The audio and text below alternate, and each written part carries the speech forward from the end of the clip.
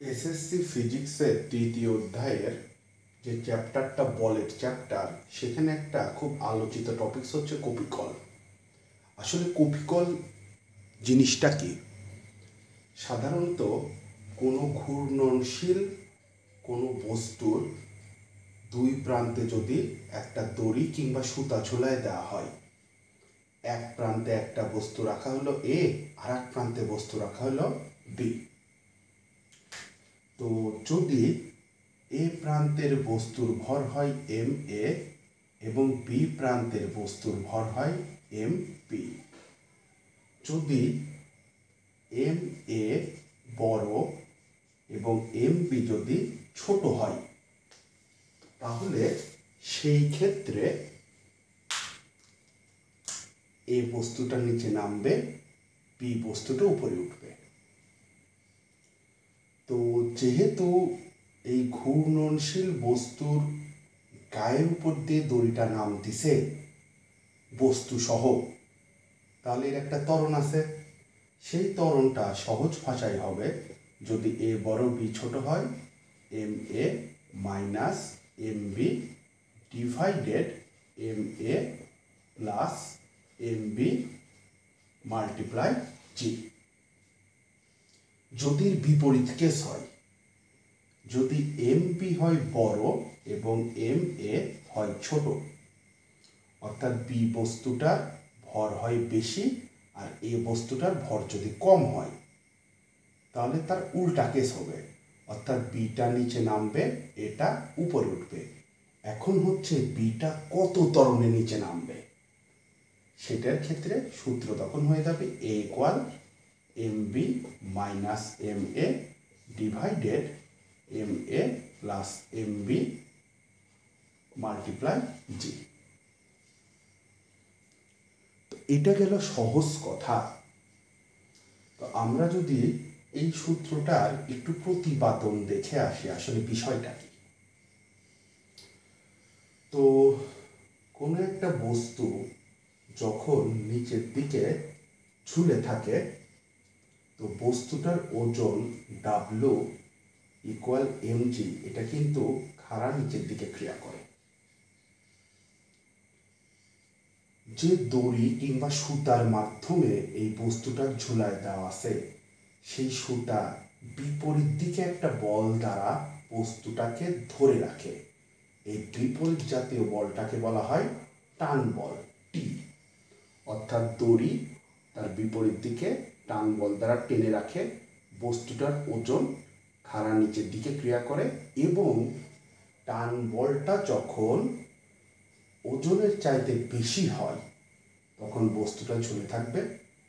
যদি তার উল্টা হয়, টান বলটা যদি বস্তুর ওজনের চাইতে কম হয়, তাহলে বস্তুটা সোজা ধীরে ধীরে নিচের দিকে নেমে আসবে, অর্থাৎ বস্তুটা ছিঁড়ে নিচের দিকে পড়ে যাবে। তো এখন এক নাম্বার ক্ষেত্রে আমরা কি দেখতেছি? এক নাম্বার ক্ষেত্রে আমরা দেখতেছি এ বস্তুটার ভর বেশি, তাই এটা নিচের দিকে নামবে, এবং এটা টান বল টিটা উপরের দিকে ক্রিয়া করবে। তো নিচের দিকে আসলে কে ক্রিয়া করে? ওজন। তার মানে প্রথম অবস্থায় যদি আমরা এটা ওজনে কনভার্ট করি, তাহলে এটার ওজনটা কত হবে? এম এ জি, যেহেতু ওজন মানে ভর গুণন অভিকর্ষ ত্বরণ।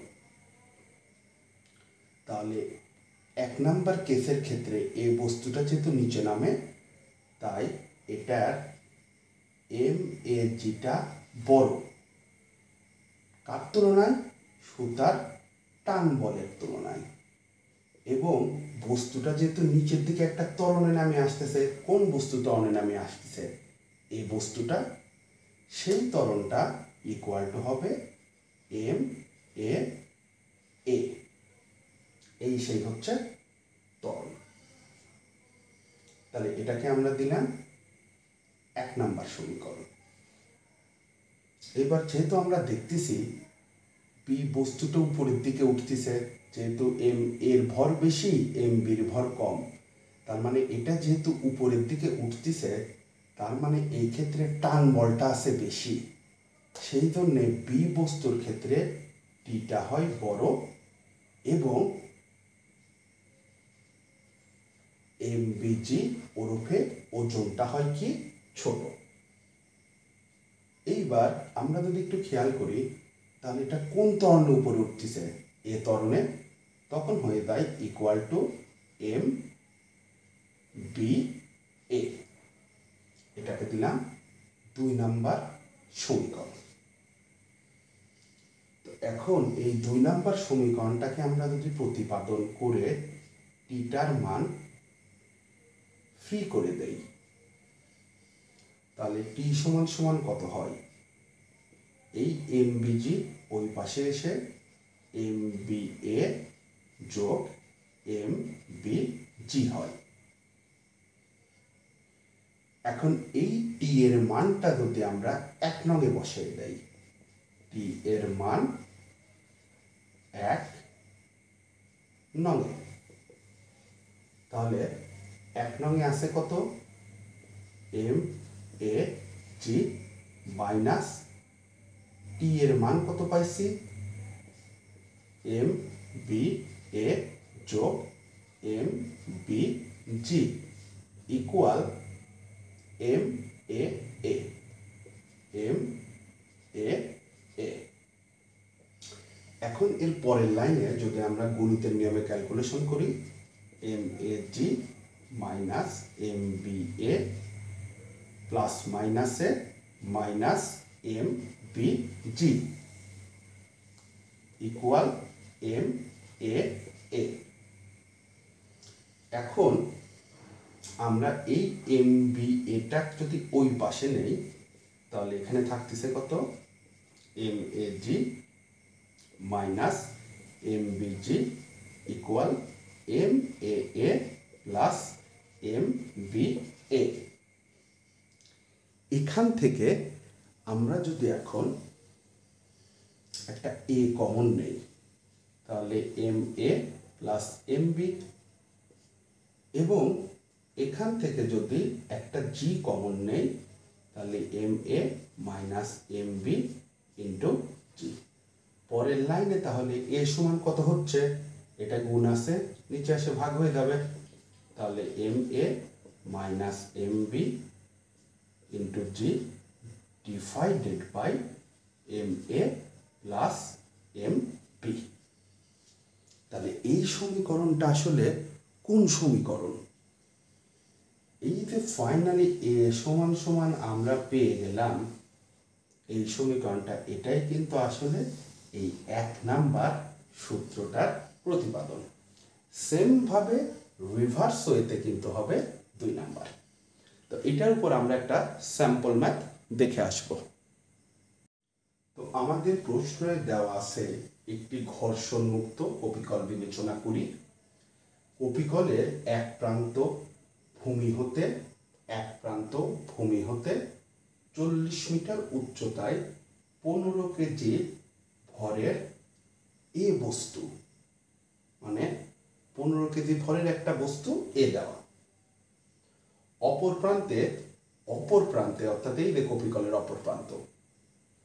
অপর প্রান্তে 2.5 কেজি ভরের বি বস্তুকে ভূমির সাথে আটকে রাখা হয়েছে। তাহলে আমাদের ক নাম্বার কোশ্চেনটা কি বলিছে, বি বস্তুটি বাঁধন ছেড়ে দিলে, অর্থাৎ বি বস্তুটার যদি বাঁধনটাকে ছেড়ে দেওয়া হয়, এ বস্তুটি কত ত্বরণে নিচে নামবে। এটা তো সহজ বিষয়, এই বস্তুর ভর বেশি, তার মানে এটা নিচে নামবে, এটা উপরে উঠবে। এখন এটা কত ত্বরণে নিচে নামবে, তো কিছুক্ষণ আগে আমরা প্রতিপাদনে কি দেখলাম, M A is greater than যদি এম বি হয়, তাহলে ত্বরণের সূত্র কি, M A minus M B divided M A যোগ এম বি, টোটালটার সাথে কত, জি। তো যেখানে আমরা প্রশ্নে এখানে খেয়াল করতেছি, এই বস্তুর ভর আমাদের এম এ দেওয়া আছে 15 কেজি, এম বিটা কত দেওয়া, 2.5 কেজি, তাহলে আমরা 15 minus 2.5 divided 15 plus 2.5 multiply V এর বেসিক মান কত জানি 9.8। তো এখন যদি আমরা 15 থেকে আড়াই বিয়োগ দেই তাহলে 12.5 মাল্টিপ্লাই 9.8 ডিভাইডেড 15 আর 2 এর 17.5। তাহলে 12.5 সাথে যদি 9.8 গুণ দেই, এটাকে যদি 17.5 দিয়ে ভাগ দেওয়া হয় তাহলে 7, অর্থাৎ এই বস্তুটা 7 মিটার পার সেকেন্ড স্কয়ার ত্বরণে নিচে নামবে।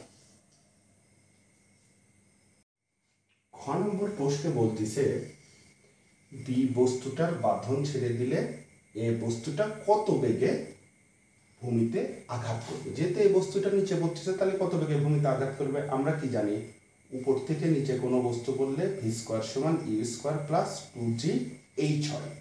কিন্তু যেহেতু এটা কপিকল আর কপিকলের ক্ষেত্রে এটা এ ত্বরণের নিচে নামতেছে, তখন এই জির জায়গায় কত হবে ইউ স্কয়ার প্লাস 2ah।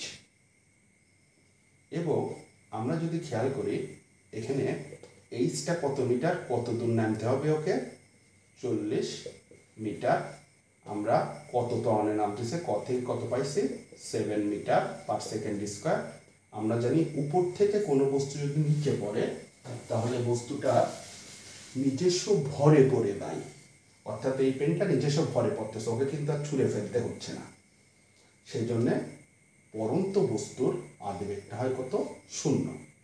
তাহলে 0 স্কয়ার 2 গুণন 7 গুণন 14 ভি স্কয়ার ইকুয়াল টু, তাহলে ভি ইকুয়াল টু √2 গুণন 7 ইন্টু 40।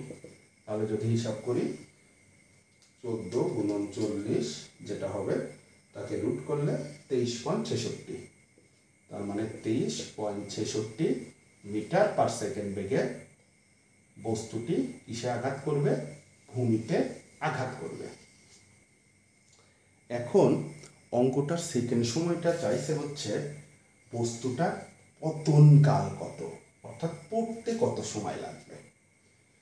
তো আমরা পতন কাল উপর থেকে নিচের ক্ষেত্রে কি জানি u2 plus half of GT square, কিন্তু যেহেতু এটা কপিকল, কপিকলের ক্ষেত্রে জির ক্ষেত্রে কত হয়ে যাবে এ ত্বরণে যেহেতু পড়তেছে, তার মানে u t plus half of a t square.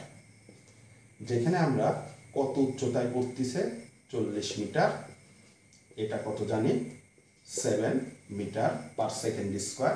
যদি বসায় দেয় 40 উপর থেকে নিচে করলে আদিবেগ 0, t half multiply 7 multiply t square, তাহলে 40 equal to 7t square divided by 2। তাহলে 40 দুগুণা 80, 7টা গুণ আছে ভাগ, টিটা স্কয়ার আছে হয়ে যাবে কত রুট। তাহলে ফাইনালি আমাদের টি ইকুয়াল টু হবে 80 ভাগ 7, তার যদি রুট করা হয় 3.38 সেকেন্ড, 3.38 সেকেন্ড, অর্থাৎ এটা পড়তে সময় লাগবে 3.38 সেকেন্ড।